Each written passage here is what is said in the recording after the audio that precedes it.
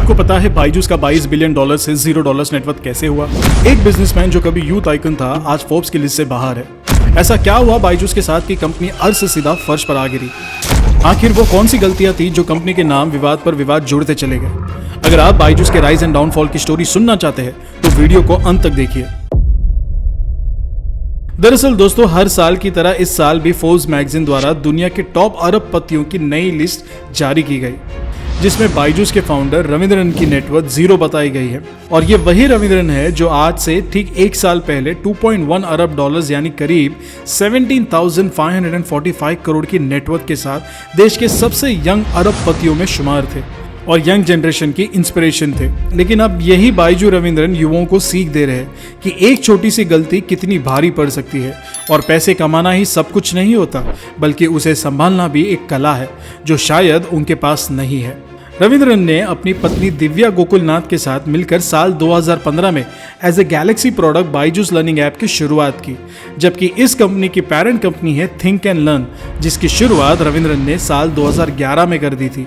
दरअसल रविंद्रन प्रोफेशन से एक इंजीनियर है और बायजूस से पहले वो एक रेप्यूटेड पोजीशन पर एम्प्लॉय रह चुके हैं। इसी दौरान उनके पास कुछ स्टूडेंट्स कैट प्रिपरेशन की रिक्वेस्ट लेकर पहुंचे और रविंद्रन ने इन बच्चों को कैट की तैयारी करवाना शुरू कर दिया। देखते ही देखते रविंद्रन के पास बच्चों की भीड़ लग गई और उन्होंने जॉब छोड़कर टीचर बनने का डिसाइड किया। शुरुआत में 40 स्टूडेंट्स से अब रविंद्रन के पास 25,000 के लगभग स्टूडेंट्स हो चुके थे। 2009 में इन्होंने कैट में online video based learning program शुरू किया और फिर 2011 में थिंक एंड लर्निंग नाम से स्टार्टअप लॉन्च कर दिया।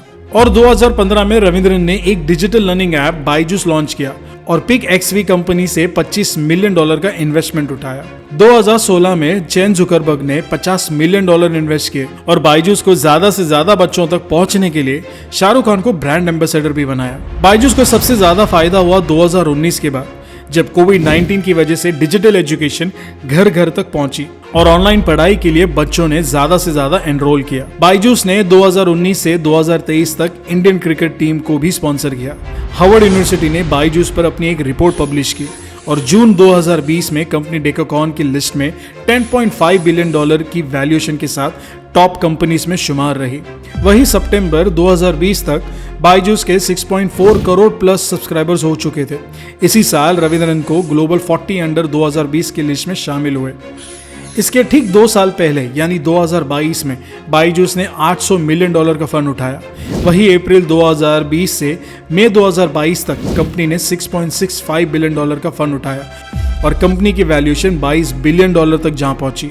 लेकिन अब यही $22 बिलियन वाली बायजूस $1 बिलियन से भी कम है, जबकि रविंद्रन बन चुके हैं $0 नेटवर्थ के मालिक। और ये सब किसी और की नहीं, रविंद्रन की गलती की वजह से हुआ है। जैसा बेशुमार पैसा जब मिला तब रविंद्रन ने स्ट्रैटेजी बनाई कि जो कंपनी जहां मिले जैसे मिले उसे खरीद लो, फिर चाहे वो देश में हो या विदेश। इन कंपनियों में टॉप पर है व्हाइट हैट जूनियर, जो पहले से ही घाटे में थी।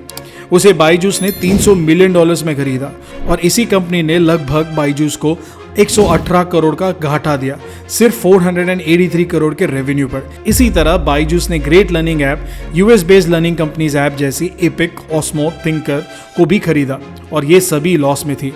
यानी हर कंपनी जो बायजूस ने खरीदा था उसे घाटा ही देकर गई। लेकिन एक अकेली आकाश ऐसी कंपनी रही जिसने बायजूस को 400 करोड़ के प्रॉफिट पर 23 करोड़ रुपए का रेवेन्यू जनरेट करके दिया। कंपनी के डाउनफॉल में एक वजह प्रेशर भी पड़ा, जिसकी वजह से बायजूस ने वर्कर से 12 घंटा काम करवाया।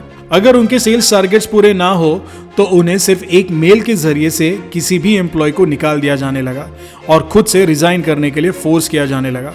इतना ही नहीं, गरीब पेरेंट्स को मिसलीड करके और डरा के प्रोडक्ट्स बेचने लगे। पेरेंट्स ने कई बार ऐसी शिकायतें की कि बायजूस की तरफ से कॉल आते हैं और उन्हें डराया जाता है कि ये डिजिटल कोर्स अगर आपने नहीं लिया तो आपके बच्चों की ग्रोथ रुक जाएगी, वो पीछे रह जाएंगे। इसी वजह से कई पेरेंट्स के पैसे भी फंसे और कई पेरेंट्स तो कर्ज के जाल में भी फंस गए। 2022 के बाद से सडनली कंपनी की ग्रोथ रुक गई और अप्रैल 2023 आते आते इन्वेस्टर्स ने प्रेशर बनाना शुरू कर दिया। डेविडसन कैंपनर ने अपना लोन वापस मांगा, जिसे बायजूस अभी तक चुका नहीं पाई है, क्योंकि इसके बाद ही बायजूस टेक्निकली डिफॉल्ट कर गया। वहीं अप्रैल 2023 में ईडी ने बायजूस पर छापा मारा और 28,000 करोड़ के स्कैनर और कई कंप्यूटर्स को जब्त कर लिया। FEMA की रिसर्च से यह भी पता चला कि कंपनी को 2011 से 2023 के अवधि के दौरान 28,000 करोड़ रुपए का फॉरेन डायरेक्ट इन्वेस्टमेंट प्राप्त हुआ है। इसके अलावा कंपनी ने इसी अवधि के दौरान विभिन्न फॉरेन जुरिस्डिक्शन के नाम पर लगभग 9,800 करोड़ रुपए भी भेजे in the name of overseas direct investment. फिर सितंबर 2023 में BCCI ने बायजूस के खिलाफ केस फाइल कर दिया, जिसमें दावा किया गया कि कंपनी ने लगभग 160 करोड़ के पेमेंट्स डिफॉल्ट कर दिए। 24 मार्च 2022 को बायजूस ने FIFA को $40 मिलियन में स्पॉन्सर करने का भी ऐलान किया। वहीं जनवरी 2023 को बायजूस ने दिग्गज फुटबॉलर लियोन मेसी को अपना ब्रांड एम्बेसडर बनाया। अब जैसे ये न्यूज बाहर निकली, बायजूस की प्रॉब्लम शुरू हो गई, क्योंकि जनवरी 2023 से 1 से 2 हफ्ते पहले ही बायजूस ने अपने 2,500 एम्प्लॉयज को कंपनी से बाहर कर दिया था। यही नहीं, 2023 की स्टार्टिंग में भी कंपनी ने 1,000 एम्प्लॉयज को घर का रास्ता दिखा चुकी थी। इस तरह करीब 3 से 4 बार कंपनी ने अपने हजारों एम्प्लॉयज को बाहर का रास्ता दिखा चुकी है। आज कंपनी सिवाय कर्ज लेने के अलावा और कुछ नहीं कर रही है, जिस वजह से इन्वेस्टर्स कंपनी से नाता तोड़ रहे हैं। बायजूस का सबसे बड़ा इन्वेस्टर प्रोसेस ग्रुप है, जिसने बायजूस से 9.6% हिस्सेदारी के मूल्य घाट कर $493 मिलियन तक कर दिए है और अमेरिका की तरफ से बायजूस पर $1.2 बिलियन के लोन की इंस्टॉलमेंट्स ना भरने का आरोप भी है। आज बायजूस 2,400 करोड़ से भी कम कमाती है, जबकि खर्चे 4,500 करोड़ से भी ज्यादा का है। शायद यही कारण है कंपनी आज जीरो नेटवर्थ की कगार तक आ पहुंची है। तो दोस्तों, ये थी बायजूस के डाउनफॉल की स्टोरी। वैसे आपके राय में बायजूस के डाउनफॉल का रीजन क्या है? अपनी राय हमें कमेंट करके जरूर बताइए। उम्मीद है आपको ये वीडियो पसंद आई होगी, तो इसे प्लीज लाइक एंड शेयर कीजिए और हमारे चैनल को सब्सक्राइब कीजिए। मिलते हैं अगले वीडियो में, तब तक के लिए धन्यवाद।